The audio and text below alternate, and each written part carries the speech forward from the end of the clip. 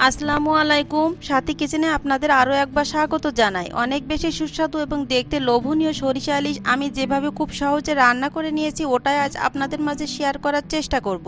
আশা করছি আপনাদের কাছে ভালো লাগবে। ভালো লাগলে ভিডিওটিতে একটা লাইক দিবেন এবং চ্যানেলটি সাবস্ক্রাইব করে আমার পাশেই থাকবেন। তো চলুন দেখে নেওয়া যাক আমার আজকের রেসিপি। সরিষা ইলিশ তৈরি করার জন্য আমি এখানে নিয়েছি সরিষা। আমি এখানে কালো সরিষা ব্যবহার করেছি, আপনারা চাইলে সাদা সরিষাটাও ব্যবহার করতে পারেন। এখন আমি এর মধ্যে দিয়ে দিচ্ছি 2টা কাঁচামরিচ এবং স্বাদ মতো কিছুটা লবণ। এগুলো দিয়ে বেটে নিলে সরিষার তিক্ত ভাবটা চলে যায়, তাই অবশ্যই লবণ এবং কাঁচামরিচ দিয়ে সরিষাটা বেটে নেবেন। এখন আমি মাছটাকে কেটে ধুয়ে পরিষ্কার করে নিয়েছি। এখানে আমি 6 পিস মতো মাছ নিয়েছি।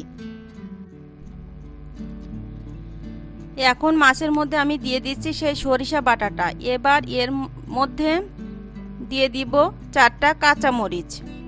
কাঁচামরিচটাকে মুখটাকে এভাবে ফাটিয়ে দিয়ে দিচ্ছি। দিয়ে দিচ্ছি 2 টেবিল চামচ পেঁয়াজ কুচি। পেঁয়াজটাকে এভাবে মিহি করে কেটে নেওয়ার চেষ্টা করবেন। দিচ্ছি 1 চা চামচ লাল মরিচ গুঁড়া, হাফ চা চামচ হলুদ গুঁড়া, হাফ চা চামচ জিরা বাটা। আমি বাটা জিরাটা ব্যবহার করেছি, আপনারা চাইলে গুঁড়া জিরাটাও ব্যবহার করতে পারেন।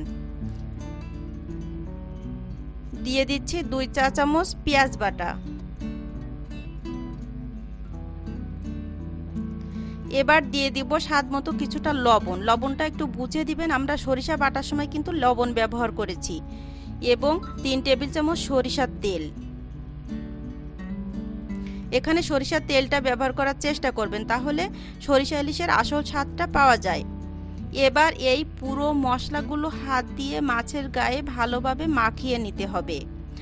আর এই কাজটা কিন্তু আপনাকে হাত দিয়েই করতে হবে। মাছটা যত ভালোভাবে মাখানো হবে সরিষা ইলিশের স্বাদটা তত ভালো পাওয়া যাবে। আমি মাছটাকে হাত দিয়ে খুব ভালোভাবে মাখিয়ে নিচ্ছি।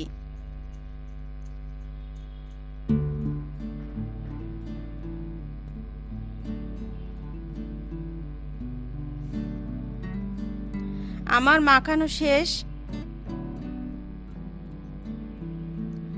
আমি মাছগুলোকে আধা ঘন্টার জন্য এভাবে ম্যারিনেট করে রেখে দিব। মাছটাকে ম্যারিনেট করে রাখলে মাছের মধ্যে মশলাটা ভালোভাবে ঢোকে। আধা ঘন্টা পরে আমি মাছগুলোকে একটা প্যানের ভিতর নিয়ে নিচ্ছি।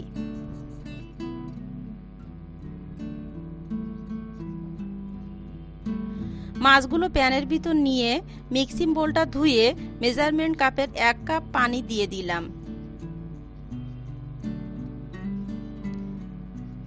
ইলিশ মাছটা কিন্তু খুব নরম থাকে, তাই পানি অল্প দেওয়ার চেষ্টা করবেন। ইলিশ মাছটা বেশি জাল হলে মাছটা কিন্তু খসখসা হয়ে যায়।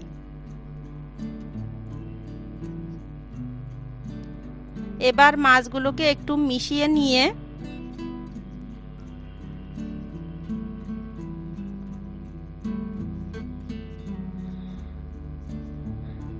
ঢাকনা দিয়ে ঢেকে 5 মিনিটের জন্য জাল করে নিব।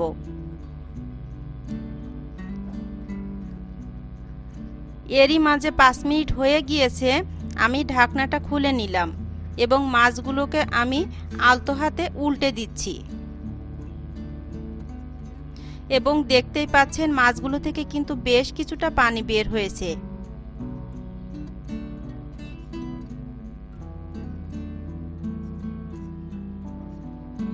সব মাছগুলো আমি এভাবে আলতো হাতে উল্টে দিব।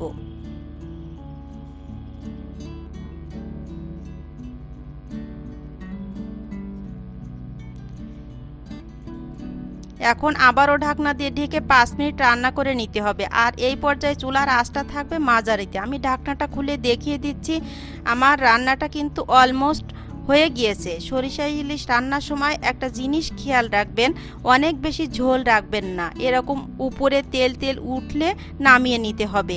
অনেক বেশি ঝোল রাখলে খেতে কিন্তু ভালো লাগে না। আমি পরিবেশন করে নিচ্ছি। এই তো এরই মাঝে তৈরি হয়ে গেল আমার সরিষা ইলিশ। একদম সহজ রেসিপিতে, এই রেসিপিতে আমার ধারণা যে কেউ রান্না করতে পারবে এবং এত সাধারণভাবে তৈরি করা হলেও এটা খেতে কিন্তু অসম্ভব মজার হয়ে থাকে।